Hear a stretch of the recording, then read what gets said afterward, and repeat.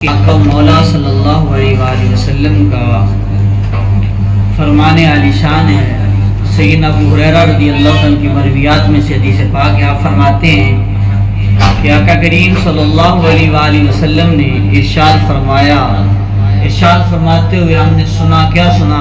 اللہ کی قسم میں اللہ تعالیٰ سے روزانہ 70 مرتبہ دعائے مغفرت کرتا ہوں۔ سیدنا ابو ہریرہ فرماتے ہیں کہ ہم نے نبی کریم صلی اللہ علیہ وسلم کو یہ فرماتے ہوئے سنا، اور آقا کریم صلی اللہ علیہ وسلم نے کو سن کے فرمایا، سنا کہ اللہ کی قسم، حضور فرماتے کہ اللہ کی قسم میں ہر روز 70 مرتبہ دعائے مغفرت طلب کرتا ہوں، یعنی میں اللہ کے سامنے 70 دفعہ استغفار کرتا ہوں، 70 دفعہ استغفار کرتا ہوں اور اس کی بارگاہ میں توبہ کرتا ہوں۔ اور ایک اور حدیث پاک میں رسول اللہ صلی اللہ علیہ وسلم نے فرمایا کہ اے لوگو، اللہ کی بارگاہ میں توبہ کرو اور اس سے مغفرت طلب کرو، بے شک میں روزانہ 100 مرتبہ توبہ کرتا ہوں۔ یہ امت کو سبق تلقین دینے کا سلسلہ ہے۔ حضور تو گناہوں سے پاک تھے، گناہوں کو حکم تھا کہ اللہ کے نبی کے قریب جانا نہیں ہے۔ یہ جو 70 مرتبہ یا 100 مرتبہ کی روایت آ رہی ہے، یہ ہمارے لیے ہے۔ یہ استغفار کی اہمیت بتانے کے لیے ہے کہ استغفار کرتے رہا کرو، جتنے مرضی بڑے منصب پہ پہنچ جاؤ، تمہیں اللہ کو مقام دے دے، لیکن استغفار اللہ سے روزانہ توبہ کرتے رہو۔ اگر نماز پڑھتے ہو تب بھی توبہ کرو، نماز نہیں پڑھتے تب بھی توبہ کرو، یعنی کوئی بھی نیک کام کر رہے ہو وہ بھی اس کی توفیق سے، لیکن ساتھ استغفار کرو، اس سے معافی مانگتے رہو۔ ایک واقعہ امام مالک ہیں، اللہ تعالیٰ کا بھی بیشی معاف فرمائے، کسی جگہ وہ نماز پڑھنے کے لیے مسجد میں گئے، جب نماز پڑھی نا تو وہاں آپ لیٹنے لگے، آرام کرنے لگے، تو مسجد کے جو خادم تھا، جیسے آج کل ہمارا بھی سسٹم ہے کہ ہم مسجد میں نہیں رکنے دیتے، تو اس نے کہا جی ہم آپ کو یہاں رکنے کی اجازت نہیں، آپ نے نماز پڑھ لی ہے، اب چلے جائیں۔ امام صاحب نے کہا میں مسافر ہوں، مجھے کچھ دیر کے لیے رکنے دے۔ اس نے کہا جی ہمارا نظام ہے، ہم یہاں کسی کو رکنے نہیں دیتے۔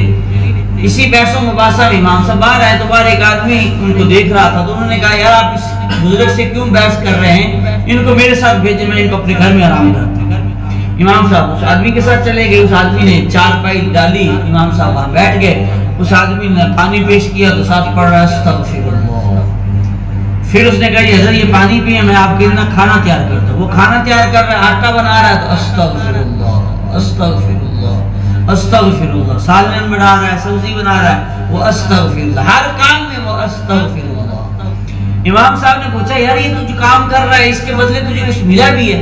اس نے کہا جب سے میں نے یہ استغفار کرنا شروع کیا ہے، پہلے میں بیمار رہتا تھا، اب اللہ نے مجھے شفا یاب کر دیا۔ پہلے میں تنگ دست رہتا تھا، میرے پاس پیسے نہیں ہوتے تھے، جب سے یہ عمل کیا اللہ نے مجھے مالدار کر دیا ہے۔ کہا استغفار سے پہلے دعائیں قبول نہیں ہوتی، اب جب سے یہ کر رہا ہوں اللہ ساری دعائیں قبول کر رہا ہے۔ کہا یار ایک نا دعا اللہ سے کر رہا ہوں کافی دنوں سے، وہ دعا قبول نہیں ہو رہی۔ کہا کیا دعا کر رہا ہے؟ کہا جی میں اللہ سے کر رہا ہوں کہ اللہ تیرا ایک نیک بندہ امام مالک ہے، اس سے میری ملاقات کرا دے۔ کہا اچھا، کہا میرا نام ہی مالک ہے؟ کہا اچھا آپ امام مالک ہیں؟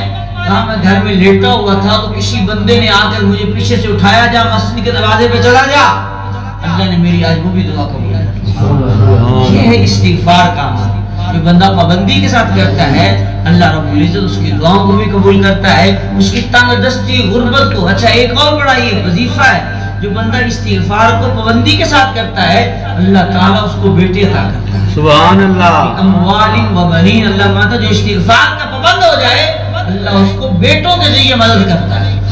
جس کے پاس بیٹے نہیں ہیں وہ اس عمل کو کرے۔ امام حسن نے 700 مرتبہ کہا جس کو بیٹے کی ضرورت ہو وہ 700 مرتبہ روزانہ استغفار کرے، اللہ اس کو بیٹے عطا کرے گا۔ اللہ تعالیٰ سے دعا ہے اللہ مجھے اور آپ کو عمل کی توفیق عطا فرمائے، آمین۔